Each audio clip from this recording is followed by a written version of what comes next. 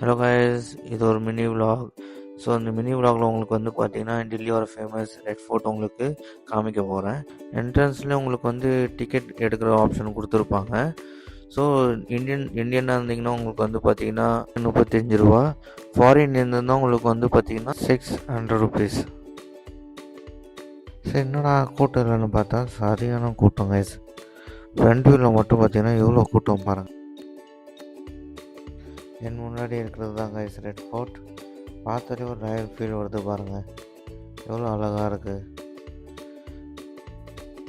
So உள்ளே வந்து பார்த்திங்கன்னா ஒரு சட் பஜார் இருக்குது. ஸோ இதுதான் வந்து பார்த்திங்கன்னா ஓல்டஸ்ட் மால்னு சொல்கிறாங்க.